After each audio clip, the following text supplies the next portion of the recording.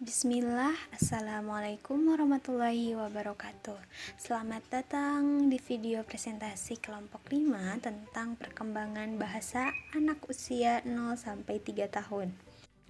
Dengan mata kuliah perkembangan kognitif bahasa dan kreativitas anak usia dini dengan dosen pengampu Bunda Nandini Huda Anggarasari, MPSI Psikolog.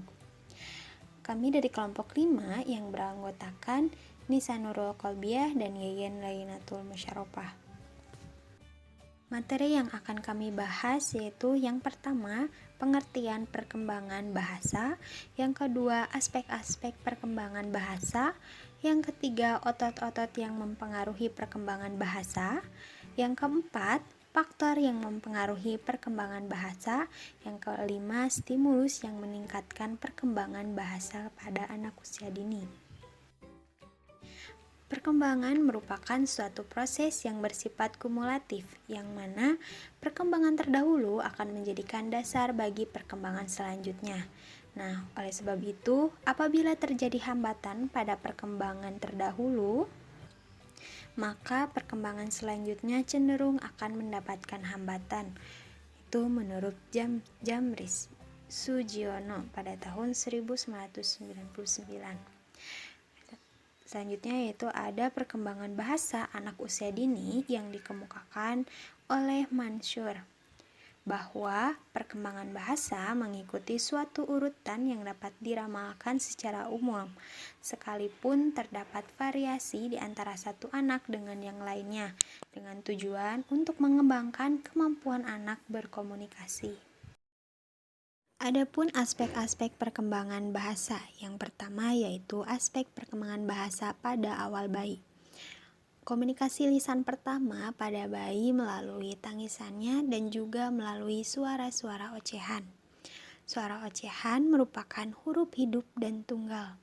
Apabila suara yang ditimbulkan bayi ditanggapi oleh orang dewasa dan juga diperluas melalui kegiatan bermain berbahasa yang menyenangkan, maka selama 8 bulan bayi mulai menggabungkan kombinasi huruf vokal dan konsonan yang diulang-ulang. Contohnya, bentuk kesenangan.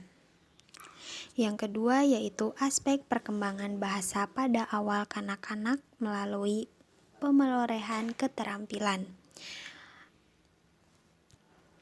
Dengan melalui pemerolehan keterampilan berbahasa yang dimiliki anak, dapat dengan mudah memenuhi keinginannya serta terlibat dalam kegiatan main bersama anak-anak lain.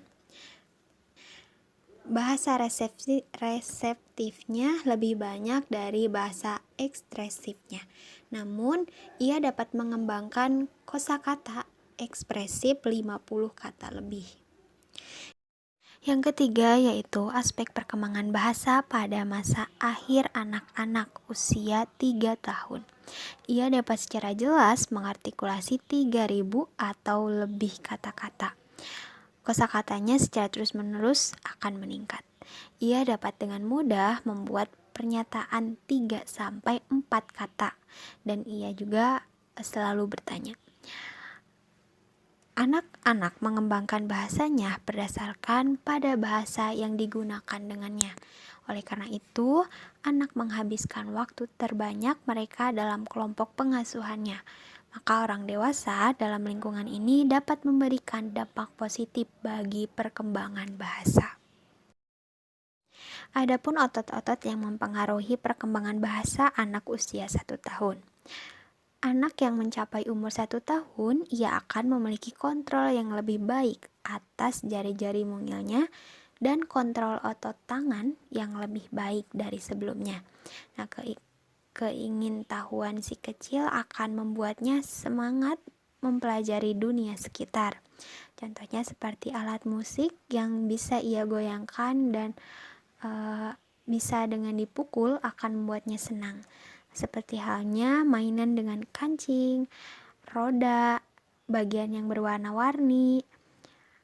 Kegiatan yang dapat membantu perkembangan keterampilan motorik halus si anak dalam umur 1 tahun ini seperti bantu si kecil mengisi dan mengosongkan wadah dengan benda dengan berbagai bentuk dan ukuran.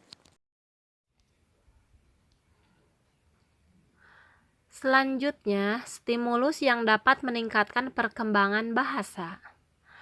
Ada beberapa upaya yang dilakukan para orang tua untuk membantu perkembangan berbahasa anak, di antaranya 1. Mengenal kata sapaan yang baik dan benar dalam keluarga. Seperti contohnya, memanggil sosok ibu dengan sebutan ibu, ayah dengan lemah lembut. Orang dewasa yang ada di sekitar anak dalam keluarga dituntut untuk memberikan contoh yang baik ketika berinteraksi. 2. Melatih pengucapan kalimat pendek atau sederhana. Ketika anak menerima meminta, bertanya kepada orang lain. Contohnya, terima kasih, Nek. Adek mau minum? Atau Kirana ngantuk ya? 3. Mengajak anak mengenal benda-benda di sekitarnya. Berinteraksi dengan anak yang lain secara otomatis bisa langsung mengajar anak mengenal benda-benda yang ada di sekitarnya. 4. Mengajak anak berbicara. Yang mana ketika orang tua mengajak anak berbicara, maka akan timbul proses merangsang anak untuk menyimak. 5. Membacakan cerita atau mendongeng. Rutinitas membacakan cerita atau mendongeng ketika orang tua mendongeng secara tidak langsung, anak akan mulai belajar berkonsentrasi, mengeksplorasi, menyimak dengan baik, dan mengembangkan imajinasi. Selanjutnya, faktor yang mempengaruhi perkembangan bahasa. Menurut Tarmansyah, pada tahun 1996, halaman 50 sampai dengan 61, ada beberapa faktor yang mempengaruhi bahasa dan bicara pada anak, diantaranya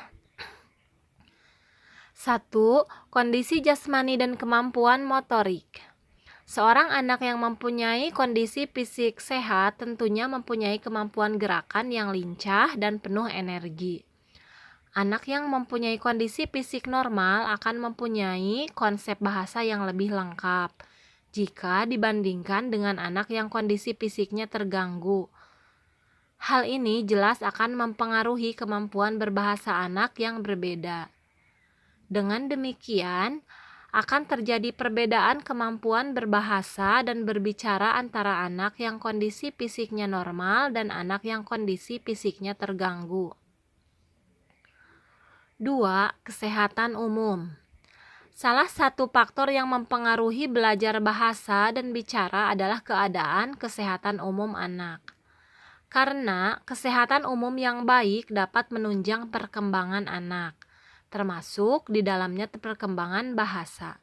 Keadaan sehat umum anak perlu diperhatikan oleh orang tua. Karena kesehatan tersebut dapat dilihat dari perkembangan fisik maupun non-fisik.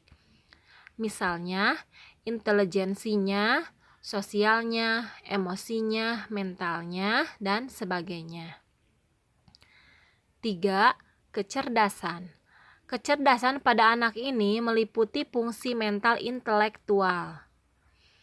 Tarmansyah menyatakan bahwa anak yang mempunyai kategori intelijensi tinggi akan mampu berbicara lebih awal. Sebaliknya, anak yang mempunyai kecerdasan rendah akan terlambat dalam kemampuan berbahasa dan berbicaranya. Hal tersebut menunjukkan bahwa kecerdasan atau intelijensi berpengaruh terhadap kemampuan bahasa dan bicara. Tarmansyah juga berpendapat bahwa ditinjau dari segi psikologis, kemampuan intelijensi atau fungsi mental terbagi menjadi 2 fungsi, yaitu di antaranya ada fungsi primer dan sekunder. Fungsi primer mencakup penguasaan keterampilan, kemampuan bahasa, bicara, membaca, menulis, dan sintesis analitis, sedangkan fungsi sekunder menyangkut masalah emosi. Hal ini juga sangat berpengaruh terhadap fungsi mental primer. Artinya, jika seseorang sedang mempunyai emosi yang tidak menyenangkan, maka akan berakibat pada pengungkapan bahasa dan bicaranya. 4. Sikap lingkungan. Kemampuan mendengar, meniru suara yang didengar dari lingkungannya. Anak tidak akan mampu berbahasa dan bicara jika anak tidak diberikan kesempatan untuk mengungkapkan yang pernah didengarnya. Maka, keluarga harus memberikan kesempatan anak dalam belajar berbahasa melalui pengalaman yang pernah didengarnya. 5. Faktor sosial ekonomi. Sosial ekonomi seseorang dapat mempengaruhi perkembangan bahasa, karena dimungkinkan seseorang memberikan dampak terhadap hal-hal yang berkaitan dengan pendidikan, fasilitas rumah, sekolah, pergaulan, dan lain sebagainya. 6. Jenis kelamin. Perkembangan bahasa relatif lebih cepat anak perempuan dibandingkan dengan anak laki-laki, karena perbendaharaan bahasa lebih dimiliki anak perempuan. Perbedaan ini akan berlangsung sampai anak menginjak usia sekolah. Menurut Tarmansyah, bahwa anak perempuan lebih cepat mencapai kematangan. Yang mempengaruhi perkembangan bahasa anak yaitu masalah pertimbangan biologisnya. 7. Kedewibahasaan. Kedewibahasaan atau bilingualisme adalah kondisi yang mana seseorang berada di lingkungan orang yang menggunakan dua bahasa atau lebih. Ada beberapa faktor yang mempengaruhi baik waktu, tempat, sosio-budaya, situasi, dan medium pengungkapannya. Di dalam penggunaan bahasa dalam kehidupan sehari-hari, faktor saling menentukan. Contohnya, seperti penggunaan bahasa, keduanya bahasa Sunda dan Indonesia. Tentunya, ada kombinasi antara faktor sosial, situasi, dan budaya. 8. Neurologi. Neuro adalah syaraf. Faktor yang mempengaruhi neurologi perkembangan bahasa yaitu bagaimana struktur susunan saraf, bagaimana fungsi susunan saraf, bagaimana peranan susunan saraf, dan bagaimana saraf yang berhubungan dengan orang yang berbicara.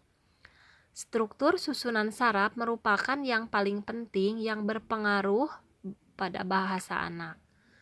Sistem saraf dibagi menjadi dua yaitu susunan saraf pusat dan saraf perifer yang berfungsi sebagai sarana untuk mempersiapkan seseorang dalam melakukan kegiatan. Sekian penjelasan dari kami tentang perkembangan bahasa anak usia 0-3 tahun.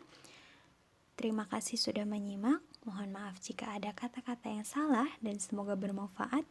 Wassalamualaikum warahmatullahi wabarakatuh.